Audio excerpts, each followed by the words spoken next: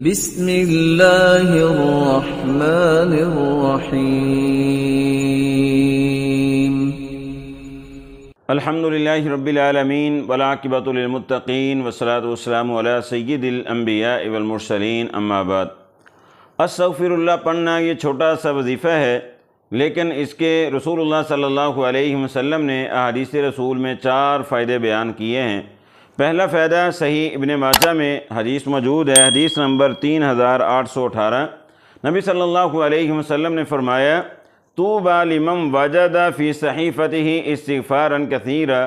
آپ نے فرمایا وہ بندہ بڑا خوش نصیب ہے کہ جس کے نامہ اعمال میں سب سے زیادہ استغفر اللہ پڑھنا، اللہ سے معافی مانگنا ہوا، تو وہ قیامت کے دن آپ نے فرمایا سب سے زیادہ خوش نصیب انسان ہوگا۔ بشارت ہے، خوشخبری ہے ایسے انسان کے لیے جس کے نامہ اعمال میں استغفار زیادہ ہو۔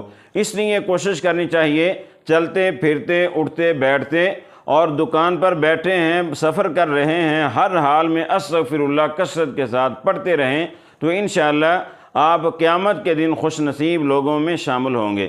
اور اسی طرح دوسری حدیث ہے ابن ماجہ میں، رسول اللہ صلی اللہ علیہ وسلم کا فرمان ہے، دوسرا فائدہ، من لازم الاستغفار جعل اللہ مخرجا۔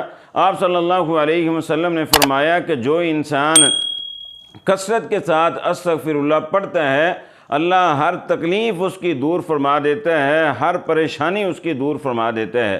اور تیسرا فائدہ آپ نے فرمایا وَمِن كُلِّ هَمٍّ فَرَجًا، اللہ ہر مشکل سے نکلنے کا راستہ بنا دیتا ہے۔ زندگی میں بڑی بڑی مشکلات آتی ہیں، مصائب آتے ہیں، لیکن جو انسان استغفر اللہ کثرت کے ساتھ پڑھتا ہے اور اللہ رب العزت ہر مشکل سے نکلنے کا راستہ بنا دیتا ہے۔ آپ رات کو سفر کرتے ہیں، آپ کو پتہ چلتا ہے اس راستے میں ڈاکو ہیں، چور ہیں، راستہ بڑا پرخطر ہے، آپ استغفر اللہ کثرت کے ساتھ پڑھیں تو انشاءاللہ اللہ رب العزت آپ کی حفاظت بھی فرمائے گا، اللہ مشکل سے نکلنے کا راستہ بنا دے گا۔